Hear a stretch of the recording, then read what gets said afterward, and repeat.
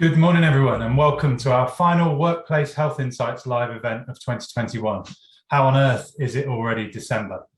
For those of us joining us for the first time, we've designed this series to discuss healthcare challenges facing UK businesses. It's part of our commitment to keep you informed on the latest trends we're seeing within Bupa and across the wider healthcare market. Our role is to help you and your clients navigate the changing health and wellbeing landscape, and we hope these sessions help you feel one step ahead when it comes to the latest insights. This year, we've also launched the Bupa Academy for Health and Wellbeing. So if you haven't attended one of our workshops, then I'd really recommend giving it a go.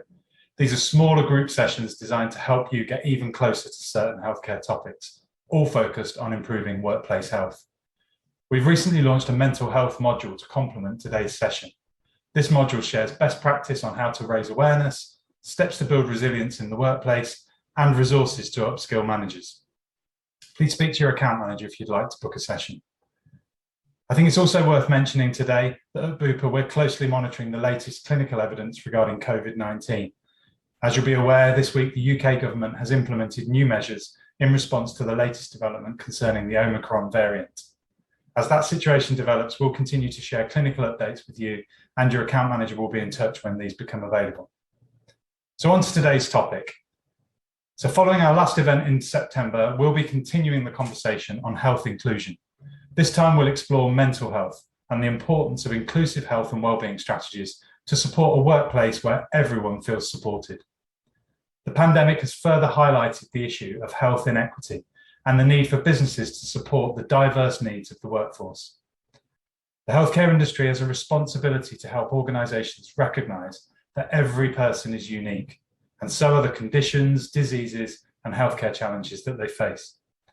Being an inclusive employer that supports positive mental health is not only the right thing to do, it also makes business sense. We know that healthier teams perform better and diverse teams make better decisions when they reflect the broad demographic of an organisation's customer base. Research from Business in the Community highlights that 41% of employees experience poor mental health that is work-related, with the leading causes being pressure, workload, and long hours. And in their latest report, What If Your Job Was Good For You?, Business in the Community state that people do not expect to be physically injured at work, and nor should they expect their mental health to be negatively impacted. The pandemic has changed the nature of where, when, and how many of us work, and it's now more important than ever that businesses achieve that parity between the management of physical health and safety and mental health and safety. Mental health concerns are wide-ranging, and some of them are more manageable than others. In some cases, employees from diverse backgrounds can face lack of representation, microaggressions, unconscious biases that impact their mental health and their psychological safety at work. And as a result, initiatives that support diversity, inclusion, and belonging can really support mental health, and vice versa. I'm pleased we're using today's session to explore this important issue, and we're joined by a fantastic panel of experts to discuss this topic. In terms of today's agenda, first up, we'll hear from Dane Krambergar from the mental health charity Mind. Dane joined Mind in 2017 and oversees the Workplace Wellbeing Client Services team. Mind's mission is to ensure everyone experiencing a mental health problem gets support and respect. So Dane will open up by spending about 15 minutes sharing his thoughts on the key challenges and opportunities for businesses implementing inclusive mental health strategies. We'll then welcome Farimah, Darbyshire, Head of Programmes at the City Mental Health Alliance. The Alliance is a not-for-profit membership organisation which works closely with their community of member businesses, including Bupa, to accelerate their journey to building mentally healthy workplaces. So today, Farimah will share with us why one size doesn't fit all and why businesses need to support different groups that make up their workforce, including new research focused just on early careers. And last, and by no means least, I'll be asking Caroline Rice, Bupa's Employee Mental Health and Wellbeing Analyst, how long-term mental health issues can develop in the workplace and how employers can best support people experiencing this. Caroline is a trained cognitive behavioural therapist and has frontline experience of implementing workplace mental health support. We'll then have time, as ever, for Q&A, so please make sure you send us your questions throughout the session and we'll get to as many of those as we possibly can. So let's get started. Dane, over to you. Thank you very much, Mark. And hello, everyone. Really great to be with you this morning. So as Mark said, I'm going to be spending a bit of time talking about the opportunities and challenges when it comes to creating an inclusive mental health strategy. So first, we're going to look at what is an inclusive mental health strategy. What do we mean by that? Then look at those opportunities or challenges to begin with and how we might overcome them, and then what opportunities might exist. And also be looking at a few case studies from organizations who have successfully implemented an inclusive mental health strategy. So before we talk about what an inclusive mental health strategy is, I wanted to really talk about the difference between diversity, inclusion, and belonging. And I think this is summed up really well in a quote by Vernia Myers. So diversity is like being invited to party, inclusion is being asked to dance, and belonging is dancing like no one's watching. So it's that sense of psychological safety that employees can be their authentic selves without fear of judgment. And it's that idea that every single one of us has multiple aspects to our identity that we might bring into work, you know, our race, who we love, what we believe in, all of these things being represented in who we are at work, and feeling that we can do that without any fear of judgment. So while we're talking about inclusion and having an inclusive mental health strategy, and yes, it is very much about inviting everyone to dance to that strategy, that the end game there is the belonging piece, how we can create a strategy in which everyone feels that they are part of that solution. So it's incredibly important when we're talking about an inclusive strategy that it's not only co-developed with employees, but also co-implemented. So there's real ownership across everyone in the organization, that everyone feels that they're part of developing and creating the solution to a better mentally healthy workplace. So in terms of the key challenges, so like any strategy, there are always going to be challenges to implementation.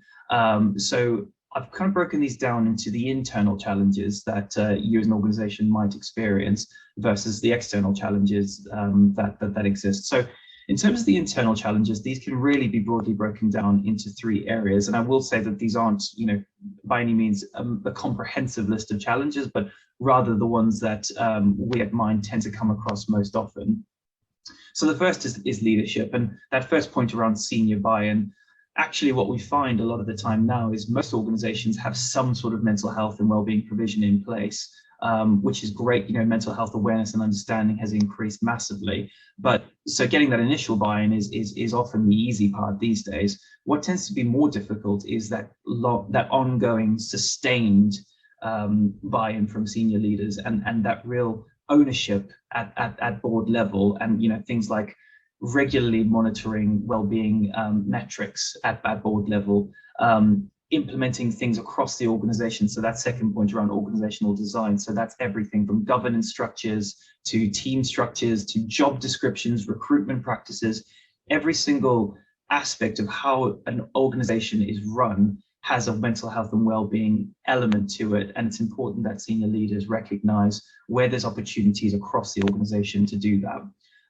The third thing is competing priorities. Now, often we hear that, mental health and well-being, we know it's important, but, there are so many other things that we are trying to achieve, whether that's recovering from the pandemic, implementing hybrid working, reducing expenditure, all of these things. And, how does health and well-being, sit alongside those things? And the key thing really is happy, healthy, productive workforce is only going to strengthen an organization's ability to meet those other priorities. And that's why it shouldn't really be seen as a competing priority, but more as something that should be a golden thread that runs through everything within the organization. The second thing is resources. So the first point there around lack of data and insights, I will often ask organizations a question around something like an employee assistance program. So how many people who've used an employee assistance program are satisfied with it? And usually the answer I get is, I don't know. I can tell you how many people are using it, but I can't tell you how many people are satisfied with the support that they received from it. And so in terms of data and insights, it's not just about collecting data, it's about collecting the right data, but then also using limited budget. I mean, this is definitely something I think every organization, no matter how big you are, no matter how much cash you got, there's always going to be limitations around budget. But there are 2 things to this that I would say. The first is that putting in place support doesn't need to be expensive. There are lots and lots of free resources that are available out there. But secondly, looking at the return on investment is a more helpful way of exploring this. So Deloitte's analysis points towards an average of, for every £1 that an organization spends on wellbeing initiatives, they can expect to receive £5 in return. So just bear in mind when you're looking at this, not just looking at the kind of finite sort of budgetary constraints, but more the broader, what are we going to get from this? And lastly, just on infrastructure, this is about making use of the existing infrastructure that's in place, but then also conducting regular reviews of what's not working well, what technology needs to be improved, what are the processes and ways of working that aren't serving you as an organization, and again bringing it back to that infrastructure might be fine for kind of business as usual, but does it work for implementing an inclusive mental health and wellbeing strategy? And then the third point is just knowledge, and this cuts across the whole organization, no matter what level you're at. So lack of expertise. What I would say is that I don't think really there's an expectation that organizations should have, absolutely every organization should have in-house expertise. It's great if you can, that's brilliant, but there is lots and lots of external expertise and frameworks and free resources and all sorts out there, and it's about really leveraging that expertise that exists elsewhere rather than feeling that you have to have all the answers yourself. A really, really common thing that I hear is we know this is important, but we just don't know where to start, and there's lots of support that's available out there. The second thing there is low awareness of support. Again, a real challenge for many businesses, saying, we've got all these great initiatives, we're promoting them via email, posters, intranet stories, etc. And I always say, that's great. Have you actually checked how many people are engaging with those channels? Are you using the right channels to reach people? And often the easiest way to reach people is making sure managers are bought in, making sure that they're upskilled on mental health and wellbeing, and they know how to have those effective conversations with their team. And actually, that awareness of what's available is going to increase massively if you get the managers and leaders really bought into the agenda. And then the final point there is just lack of clarity. So this is whether it's your vision statement, your mission, your objectives, your key results, your project, your task, whatever it might be, an inclusive mental health strategy needs to have really, really clear, rather than the way I'm speaking, really clear objectives and outcomes for what you're trying to achieve, but also importantly, how they then ladder up to your broader strategic objectives and key results. Because often where there can be conflict is when a mental health and wellbeing strategy then doesn't link back to what the broader organization is trying to achieve. So making sure that there's clarity and alignment there. So those are kind of a broad brush on the internal challenges. I think we can all say we're very familiar with what the external challenges are because we're all living through it. But the ongoing impact of the pandemic, people's kind of anxiety around either catching the virus, passing it on, the impact it's had on people's work-life balance, potentially working longer hours when you're working remotely, for those of us who are, job security, just the ongoing uncertainty of what might happen, with further lockdowns, further restrictions, etc. And that kind of links to the second point there around just general uncertainty around not just the pandemic, but the ongoing impact of Brexit, economic recovery, future restrictions. There's a whole lot of unknown that we are all facing, and again, the rapidly changing environment. So implementing hybrid working. There's new technology coming out all the time, different government policies, etc. It's a rapidly changing world out there, and an excellent mental health and wellbeing strategy, well, an excellent strategy in general, is going to always pivot and respond to those external challenges as well as the internal ones.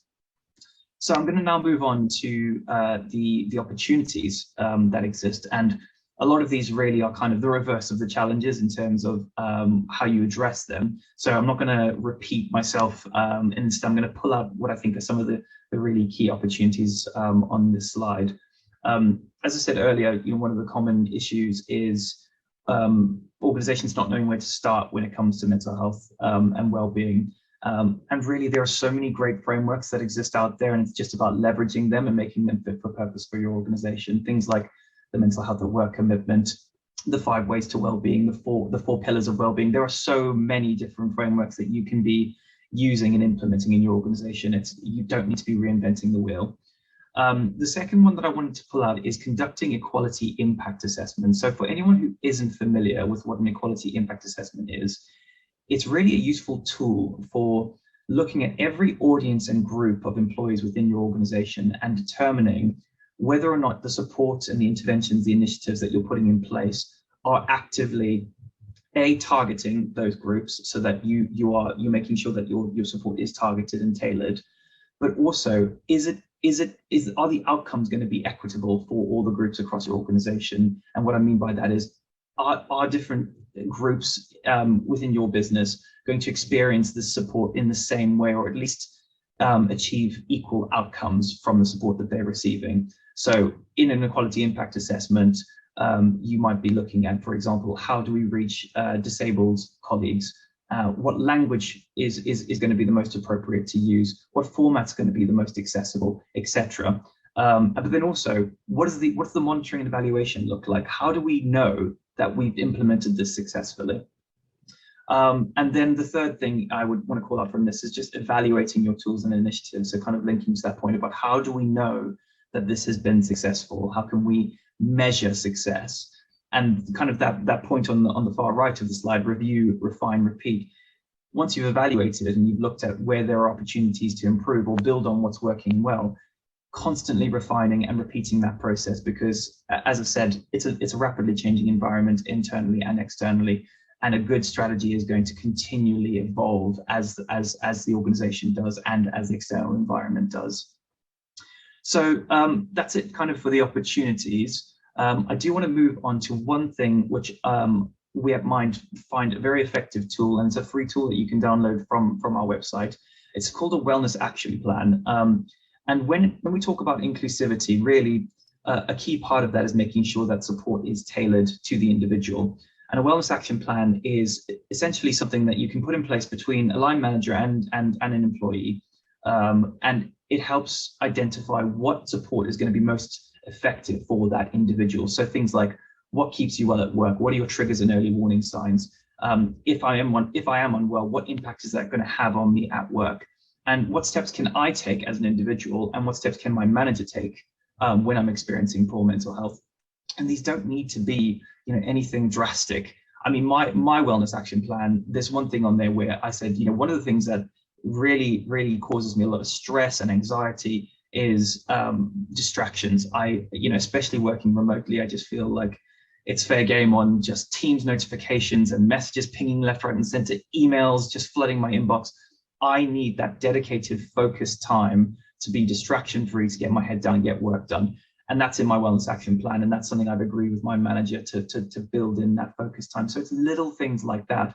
I say little things, it's things like that are really easy to implement, but actually make a massive, massive difference to someone's well-being that doesn't cost the earth. So just something I wanted to pull out as just one thing that you can take away that's really easy to implement.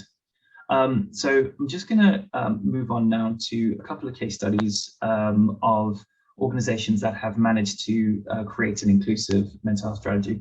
One thing I would say is that, so there's one thing that kind of all of these organizations have in common. So they all came top of Mind's Workplace Wellbeing Index, which is our benchmarking and assessment tool. But there's a lot of commonality between them in terms of the challenges that they face. But there's also a lot of unique circumstances that each of these organizations operate in.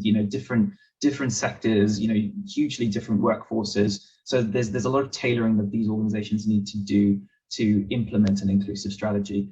So looking at LSI Architects, what they really found was effective for them was focusing on that prevention piece by assessing individual needs and then providing that tailored signposting, because what they found is with their workforce, it was really challenging to identify what support is going to be most effective for those individuals. And by doing that, focusing on that assessment and prevention piece, they managed to successfully make a more inclusive strategy. Whereas the Environment Agency didn't have that issue, but really where they were struggling was kind of rolling that out across their whole organization. Multiple sites, loads of different different operating environments across their sites. So they really utilize staff networks. So for example, the LGBT network or the disabled staff network, to really own the strategy and implement it in the different sites that they operate in. And then lastly, Lend-Lease, they assign 2 mental health first aiders to every single project, so that there's no project that is going to be without a mental health first aider. So creating that sense that no matter where you're working, who you're working with, there's always going to be support available no matter what project that you're working on. One thing I would also say with all of these organizations, and also including Mind, is that, you know, we're all on a journey. We're all trying to do this effectively, but it's not always easy. It's about that continual process. And actually, I think I might be stepping on the toes of one of my key takeaways. So let's move on to that slide. Please, Stan, thank you. So yeah, just in terms of summing up everything. So when we talk about inclusivity, that is about inviting people to dance.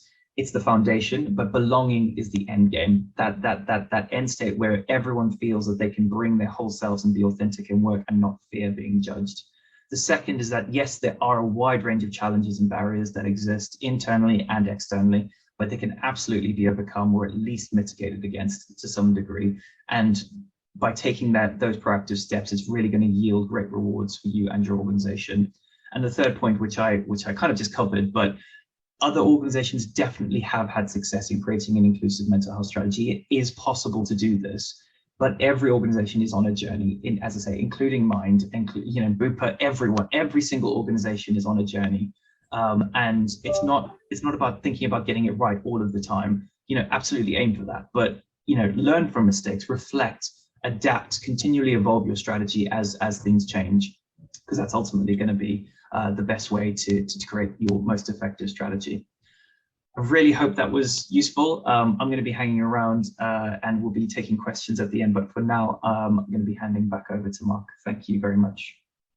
Brilliant. Thank you, Dane. A great opening, I think, today. I love the point you make about belonging. I think it's almost like the bit that really glues everything together, where people have been on a journey from diversity and inclusion, equity, diversity and inclusion. But when you say belonging, it really kind of nails it, if you like, about what everyone's trying to do.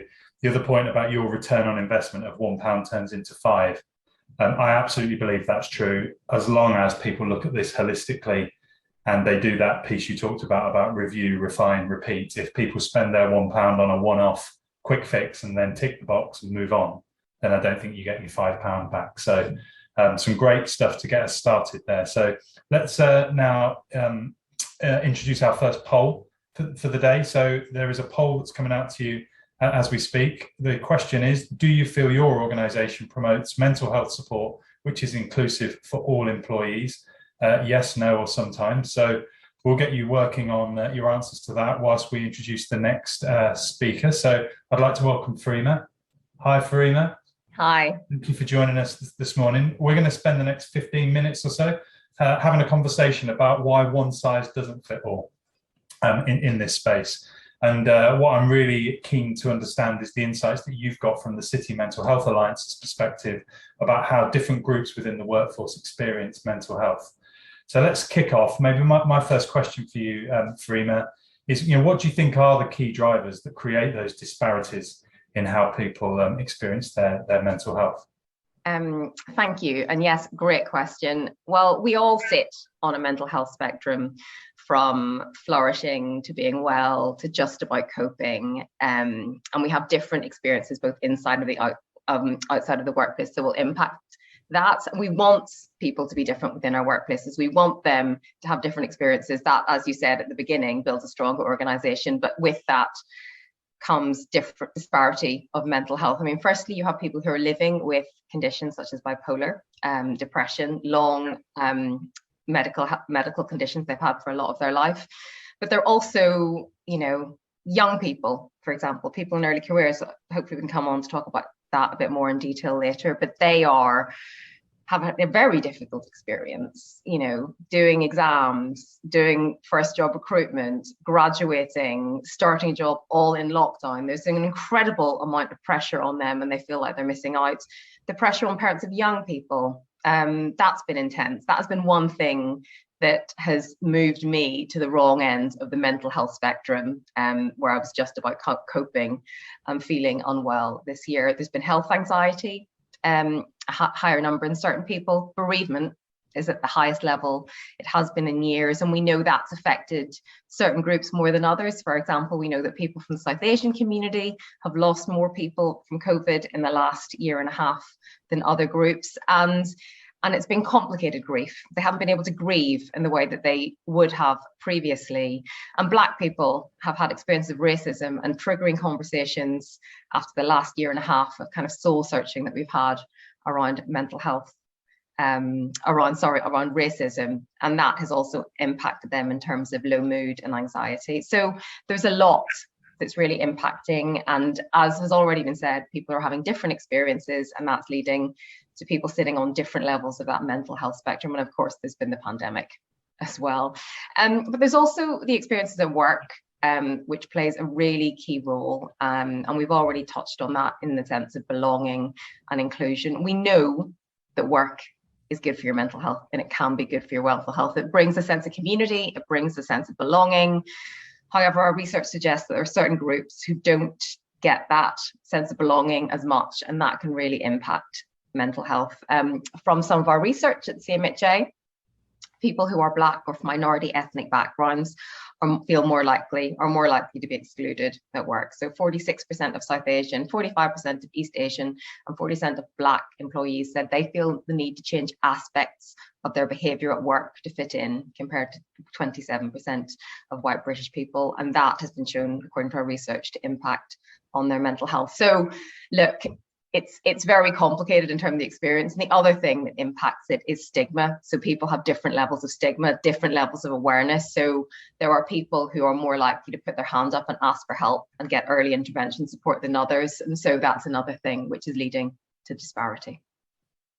Okay, thank you. And we've got the results of the poll. The good news is 62% of you said yes, you do feel your organisation promotes mental health support, which is inclusive. 11% no, and 27% sometimes. So still a big chunk of work for us all to do in terms of moving this forward. Farimah, you mentioned earlier about graduates, and I know we've partnered with you recently on research around the mental health of people in their early career. Can you give us a bit of insight into what we found there and some of the thoughts? Yes. So the CMHA, City Mental Health Alliance, partnered and collaborated with Bupa to survey over 1,000 young professionals, so predominantly graduates, but also apprentices aged 20 to 26, to find out about the state of their mental health, reasons that are driving for mental health, particularly in the context of work, and what support they'd like.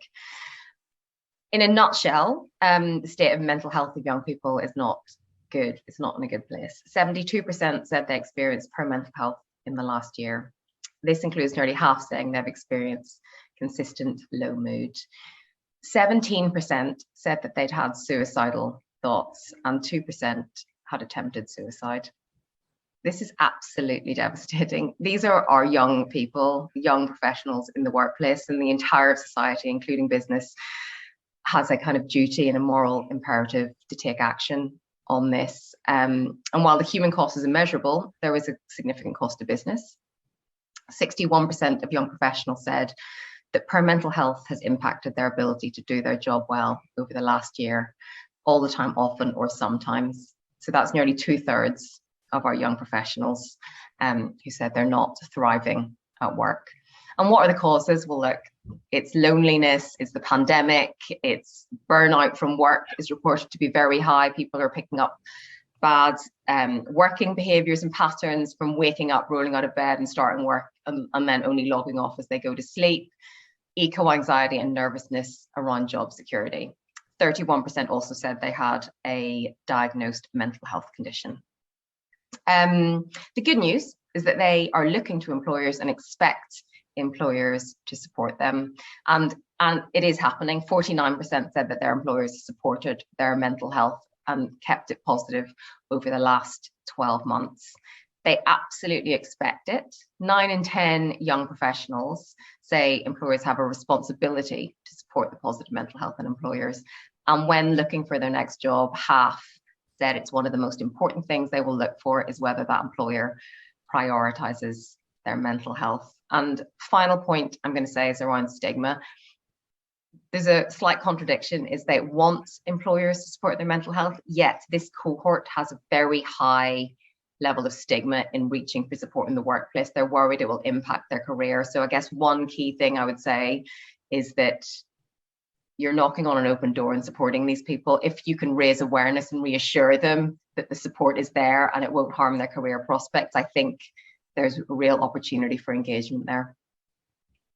Great, thank you. And couldn't agree with you more on some of those stats, particularly the suicide stats there in this demographic. And it really starts to bring home the point, doesn't it, about the different populations of people need different things. So let's pursue that a little bit. I know you've also done lots of work exploring the intersectionality between mental health and race.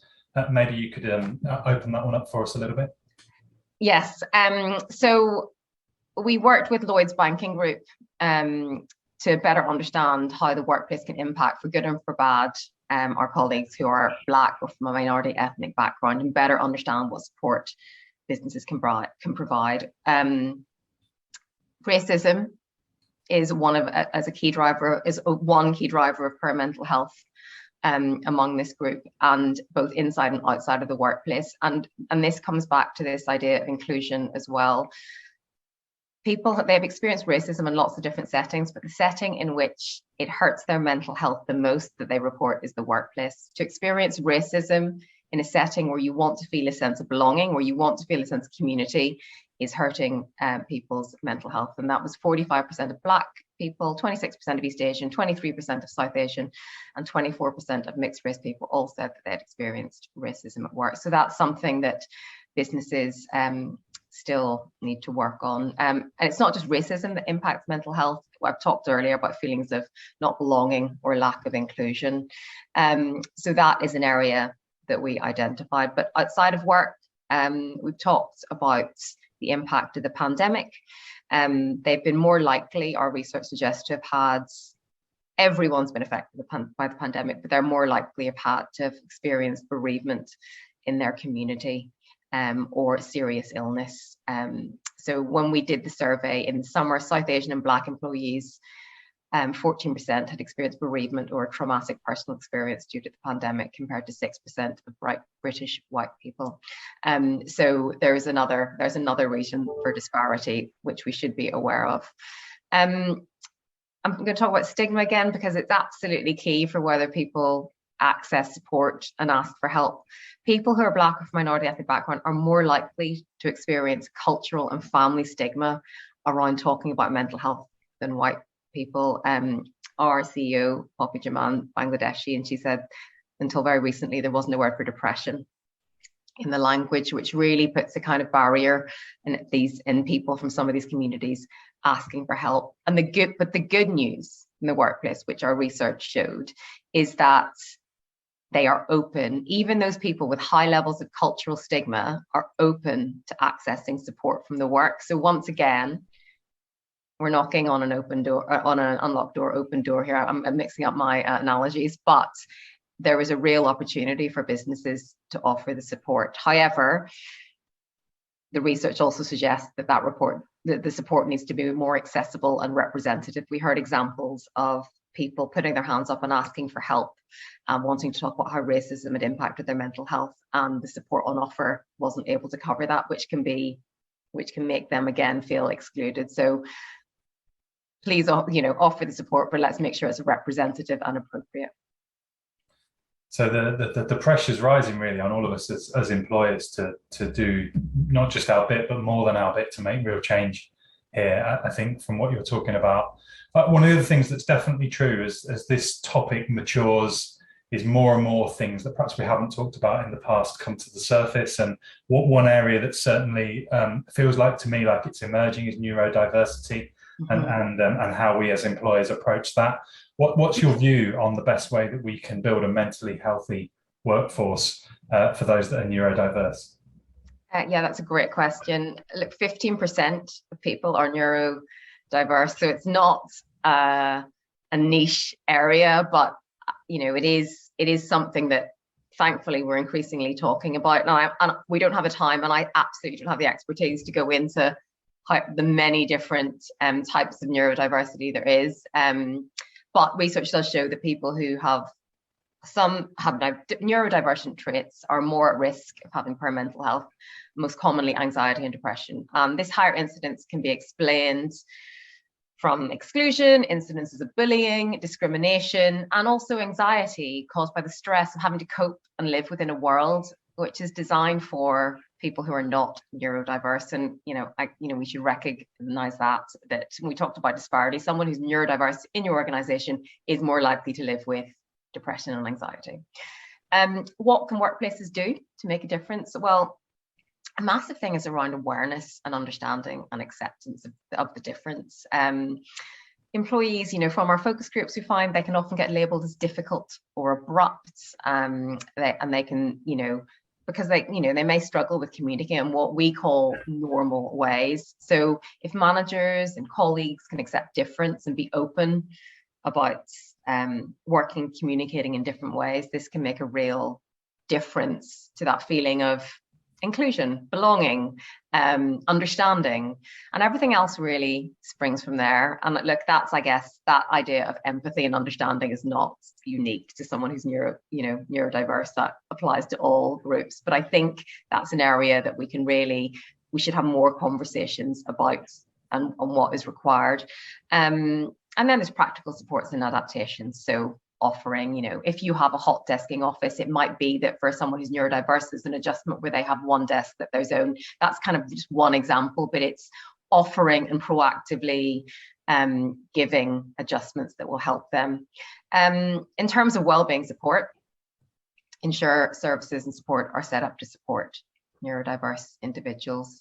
If you have an EAP, specific counsellors, therapists, make sure they're trained to speak to people in ways and talking therapies that are adapted to be successful for those individuals. So that's just one question to ask. And, I think it's about company-wide programs, campaign of education and awareness. Just a bit more awareness and a bit more education will go a long way to making a big difference. Because I think one thing I want to stress, being neurodiverse is a huge asset. There are some real strengths, but if these people aren't thriving, they're not able to bring those strengths and thrive in the workplace as they could. It's a great example about where the payback is for a business, right? That £1 becomes £5 if you can unlock all that talent that's sat there, where someone suddenly feels a sense of belonging and inclusion rather than feeling excluded and nervous about what it means for them if they were to make a suggestion or speak out. So I think it's a great example about where some of the business benefit sits in this topic. Final question for you, Farimah. What practical actions do you think can organisations take to ensure that their approach to mental health is inclusive? And specifically with regard to line managers, how can you, or what advice can you give to help line managers understand employees better when they're facing mental health challenges? Well, I think that at an operational level and practical actions, I think it's important that D&I teams work hand in hand with the wellbeing teams, that they're interlinked. Increasingly, our members, we're seeing these teams actually join and work together, because you can't have inclusion without wellbeing and you can't have wellbeing without inclusion. So they are very much interlinked. So previously in some organizations that was siloed, they should be working together. I would also recommend, a lot of organizations have mental health champions, mental health first aiders, mental health ambassadors. Help them understand the different pressures facing different employees. For example, the CMHA runs CPD courses for these groups on subjects such as race, early careers, addiction. Help them be able to have conversations about some of these subjects. They don't need to have all the answers at all. We're not saying that, but have an awareness and understanding. And yes, line managers play a key role in all of this. We also know that line managers have a lot to deal with, and this is what we don't want this to be is like another thing that line managers have to do on top of everything else. We recognize they're not punching bag this, but they do have an important role to play. So I guess it's giving them the time and space to have conversations and giving them the confidence and skills through training. Mental health training is really important for giving them the confidence. We know that how are you has become a business question over the last 18 months. We are answering that in a way with more honesty than we ever have before. And line managers, to their credit, have been stepping up and doing that and looking after their people, but it's just giving them more skills for the confidence and awareness and also the time and space to do that.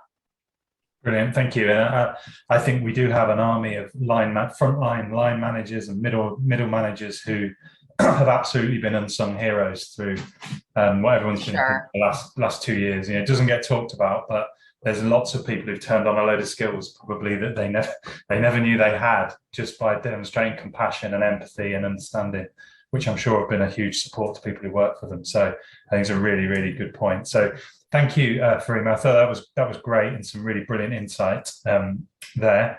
I'm going to invite the audience now to take part in our second poll. So here's the question: in your organisation, are line managers given enough support to safeguard the mental health of their teams? So we'll leave you to have a think about that. And I'm now going to introduce Caroline. Good morning, Caroline. Thank you for joining. Good morning. Thank you. Thanks, Mark. So Caroline, I'd love now to hear from you about your frontline experience. What are people actually seeing when they're experiencing mental health conditions in the workplace, and what do you think employers can do to support these individuals? So let me kick off by asking you an initial question. So in terms of what you see at Bupa, what are the common mental health conditions that you see people suffering within the workplace? And also, how do you see some of these develop into maybe longer term mental health conditions? Thanks, Mark. So first of all, I think it's probably worth me touching on the difference between short-term and long-term mental health conditions. So in many ways, mental health is just like physical health. There may be times when we're feeling physically and mentally well, and there may be times when we're feeling physically and or mentally unwell. So some people may have flare-ups and bouts of stress or anxiety, and they experience those on a short-term basis. So a long-term mental health condition is something which has a long-term effect on normal everyday to-day activities, and it's likely to continue for more than 12 months. Normal day-to-day activities are things which employees would do in a normal working day, such as using a computer, working set times, and interacting with other people.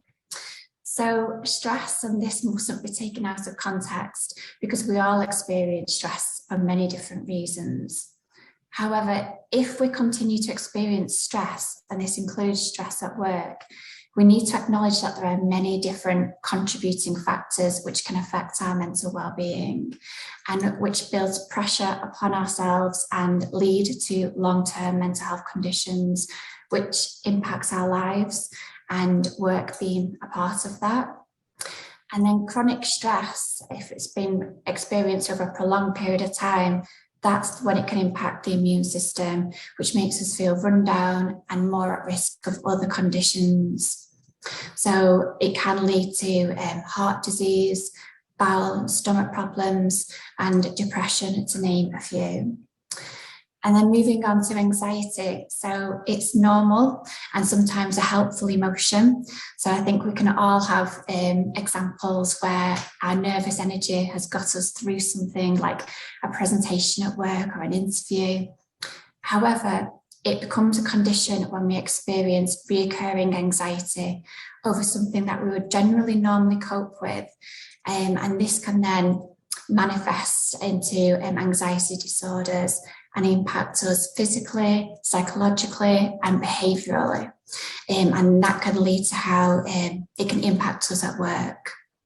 And then lastly, we've got low mood. So I'm sure we can all relate to noticing changes in our moods. And most of the times we can identify the triggers for those changes and how it's impacted our mental well-being. We'll all be aware of how low mood and the impact it has on us if we don't engage in support and acknowledge what's happening to us.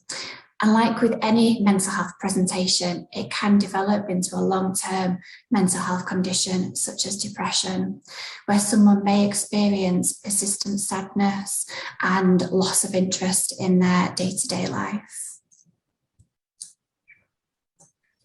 Great, thank you. And I've got the results of the poll. This one's a little bit more balanced, actually. It's pretty much 51% plays 49% here. So 49% of people on the call are saying they don't think organisations are doing enough to support those frontline line managers that we talked about as being so critical. So definitely some food for thought there. Just picking up on the point I think you were starting to allude to about how these things can turn into longer term conditions. What is the experience like for someone who does have a longer term mental health condition when they're at work and they're trying to go about their day-to-day business? Mm-hmm. Thank you. So we are all unique, and therefore how we experience work when we have a long-term mental health condition, of course, it differs greatly. I can reflect over the years, I've supported many individuals with long-term mental health conditions, and their experience really differs. But what's been significant in terms of outcomes is how the stigma of mental health is approached by the organisation, and what support structures are in place to address long-term mental health. And most importantly, the use of mental health wellbeing plans, which Dane touched on and shared with us, to support the positive and negative elements of long-term conditions. So it's been reported that striking any type of balance on your mental well-being can feel like a challenge, and this can often lead to conflicts, not only for the individual, but also with colleagues and the organisation, and it can become extremely negative experience for all. However, I've known people and organisations where mental well-being is supported proactively, and this reduces that stigma and gives permission to embrace mental health, putting control in the employee and in the hands where they feel supported. And I've got a great example where a colleague who had a long-term condition of bipolar, and his wellbeing action plan, he actually stated that when he was experiencing those elated moods, this is where the time when he captured his blue sky thinking and his creativity. And then another example is that of change management, and how an individual through his therapy developed great strategies for managing change, and he applied these to work objectives with great results. So that's working collaboratively with their manager and sharing those outcomes from that therapy session.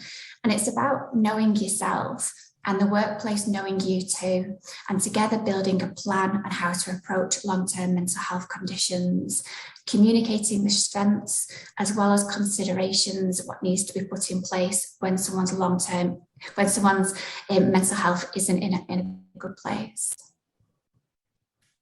Great, thank you. I love that example about the blue sky thinking. I remember seeing Alistair Campbell present actually at a Bupa event 3 or 4 years ago, where he talked about saying that people have been successful despite their mental health condition, and his view was often people are successful partly because of their mental health condition. That's a great example where someone can really use what's happened to them in a really positive way, and obviously that supports them as well.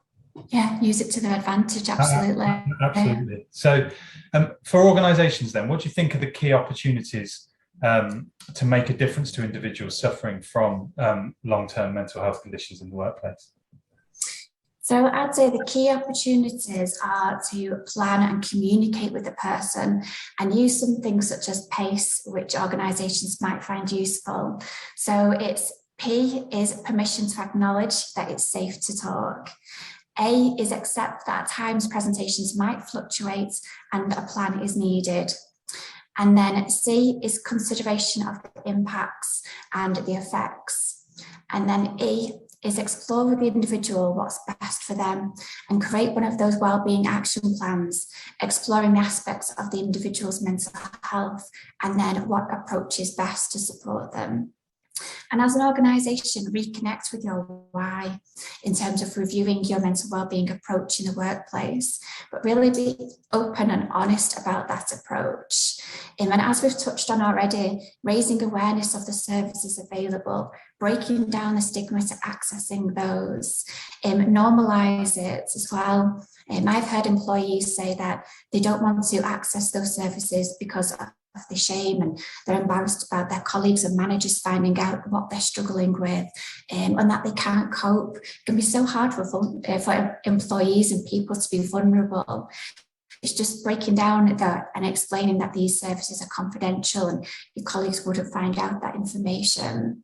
And also sharing employee stories. So if you do have employees who are brave and happy to consent to share their story, share them across the organisation about when they've struggled with their mental health and how they've accessed support and how much they've benefited from it. And it might encourage other people to follow suit too. Brilliant, thank you. So that's what organisations can do. What do you think are the consequences of organisations not tackling this kind of longer term mental health in the workplace? Okay, so experience is rich, so whatever form that comes in, and this includes when someone has experienced a change to their mental well-being. So a great skill that organisations don't want to miss out on is that of resilience, and that comes in bucket loads when employees struggle with their mental health, whether that's short-term or long-term. So if employees have got the support they need and they've reached out, they've probably built up their support network and their resources. And employees who have high levels of well-being, they're more likely to be more creative, loyal and productive. And organisations don't want to lose those employees. And if employees are feeling more control at work and enjoying what they're doing, that can be massively important in supporting their overall well-being, giving them that routine, sense of purpose, sense of identity in life. And like Farimah touched on, having that belonging and that inclusion, it's all so important to have that sense of belonging for them. And then last of all, a further consequence is if organisations aren't supporting them, then they'll be breaking the law too. So if all else fails, we'll rely on that to make the change. I guess that might focus the minds of people. So brilliant. Thank you, Caroline. It's been great to hear some of your kind of insights about what we see day in, day out in terms of dealing with this issue. Let's move to wrap up kind of Q&A. I don't know if we can welcome all of the panelists back onto the screen. Welcome back. We've got time for 2 or 3 questions. There's been a number of questions coming in the chat as well. So I'm going to come to you, Dane, if that's okay. We haven't heard from you for a little while. You've been having a bit of a breather. This is clearly a topic which needs buy-in. So one of my instincts is that sometimes we might have senior leaders who are perhaps a bit disengaged with this topic, and also we might have certain communities within the workplace who have become disengaged because organisations aren't taking this topic seriously enough. So have you got any thoughts on how we can face in as individuals in our organisations? How do we face into turning that disengagement around, both from stakeholders and from the communities impacted? Yeah, I think that's a really good point, Mark. I think a term I often hear is when you're looking at groups in an organization is they're hard to reach. And I think a colleague of mine put it in a really nice way. It's really easy to replace that phrase with easy to ignore. And the reason for that is there's a reason for disengagement. And usually that reason is that whatever you're putting out there, it's not speaking to me as a senior leader, as an individual, whatever it might be. So it's about really identifying the core kind of reason behind that disengagement. Is it that I don't understand the benefits of what we're trying to achieve here, or have you not articulated the actual outcomes? You know, what's the end game here? Is it that you're not speaking to me in a language I understand? Is it that you're not reaching me in a forum that I usually engage with? So it's looking at all of these things in combination. I don't think there's any silver kind of bullet there to say, you know, the best way to engage with someone who's disengaged is X. It's really spending that time doing the analysis of what are those root causes of the disengagement and trying to come up with an action plan as to how you can turn the tide. But insight is going to be your best friend when you're trying to engage with someone who's disengaged. You know, things like for senior leaders, that stat that I shared about the 1 to 5 return on investment, just something like that, which is going to get a senior leader to go, oh, actually, you know, this is not just a nice thing to do or the right thing to do or even the legal thing to do. This actually has a really clear financial benefit to the organization. And for employees, it's kind of, you know, saying something along the lines of, did you know that, you know, people in your group, whatever that might be, you know, whether it's race, belief, you know, sexual orientation, whatever it is, did you know that people in you know, that are like you are more likely to struggle with their mental health? Did you know that there's support available for you? And actually really speaking to someone on that individual level, I think is incredibly important. Great, thank you. Farimah, I'm going to come to you now. So we talked a little bit about graduates earlier, and I'm thinking specifically about home working and graduates. And certainly I notice this kind of really tricky situation where on one hand, people as part of their talent attraction model want to have this flexible working, otherwise you don't attract the person in the first place. But then certainly in some city organisations, I know for sure the organisation wants the people in the office because they're new and they want them to learn, and actually people need to build their social circles at work and so on. So how on earth do we solve that one? And that kind of, it doesn't seem to match that. So well, look, I think you've hit that discrepancy in the head. And look, I don't think we've had a number of insight and exchange sessions with our members and talked to other organisations as well. There's no one who's nailed it, and we are very much in the foothills here of working out how to do this. And it is about getting the balance. And I know that different organisations are trying different things. The balance between providing structure, opportunities to network, or opportunities to be creative at the same time as offering the flexibility that people want. And I guess it's firstly, it's listening to people and what they need, but also what the business needs, and trying something. But as Dane was talking about at the beginning, really monitoring what's working and what's not, and being open with people and saying, we're trying this way of working, we want to hear your feedback, and being open that you might reevaluate in 6 months. I think openness, communication, listening is the key to getting this right. And there is no one way of doing it. Every business has a different culture. Every business has different needs. Some are client facing. It's very difficult, but it's about listening and trying something, and then reevaluating and being open about that. And also, in the context of that, one thing that we are very clear about is that mental health and wellbeing and inclusion cannot suffer as we move into new ways of working. We need to make sure that we are talking to all the communities in our business to make sure that they are not being hard done by new ways of working. Great, thank you. Right, final question I think we've probably got time for. So Caroline, if you suspect someone at work is struggling with a mental health condition, but they haven't told you, how do we handle that as line managers or employers? Yeah, so I would encourage just to start with a conversation, asking how they are. You don't see yourself lately, how are you? Try to avoid talking about anything about work. They don't want it to be performance related, because if someone is struggling with their mental health, they might automatically think that they're being managed. And managers can really look out for those small indications to show that someone's not themselves, maybe more withdrawn, irritable. And those early warning signs and putting the support in place can prevent someone's mental health really from deteriorating. So it's just an open and honest conversation, asking what's going on in their lives. And this can make an individual feel like they're not alone and someone genuinely cares about them and wants to help. I would say it's normal for managers who may worry about saying the wrong thing, but for someone who is struggling with the mental health, just having that conversation and a check-in can be so powerful in helping someone open up and receive the support that they need. And I think it's worth adding here that not everyone may open up, but if a manager can provide a psychologically safe environment and present to someone as being warm and that they genuinely care, that can be really powerful in that conversation. And it might be that someone comes back to them at a later time when they feel ready to talk about it. Fantastic, thank you. And thank you, Caroline. Thank you, Dane. Thank you, Farimah. Another great session this morning. That's pretty much all we've got time for.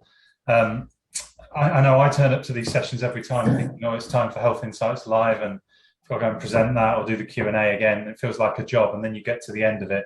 And I genuinely feel it's quite a privilege to do this, because I always end up getting completely engrossed in the conversation. Sometimes forget I'm due to go back on and ask another question, because there's so much that we flush out.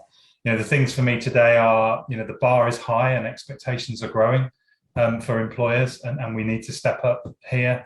There's definitely something to do around how we support those unsung heroes in the line managers. But I think we use the terms giving them space and giving them confidence. If there's one message from today, it's that one size doesn't fit all. And we've seen numerous different pockets of people where we need to tailor our approach. And that if you're going to do this, you need to do it well and be thoughtful about it. So I think we talked about making sure if you're going to have neurodiversity advisors, they're well trained. I think we talked about mental health first aid, and if you're going to train mental health first aiders, make sure you've got continuing professional development for them so that they can keep those skills honed and make sure they stay useful. And the final point for me, I think, is just the point about network. Lots of this is emerging, it's new thinking, but there are loads of networks out there like City Mental Health Alliance, like Mind, like BITC, where there's free help available and there's loads of learning that we can get from each other as we continue to develop this. So thank you for joining. Have a great break over the next few weeks, and we'll see you again in the new year for the next edition. Thanks very much.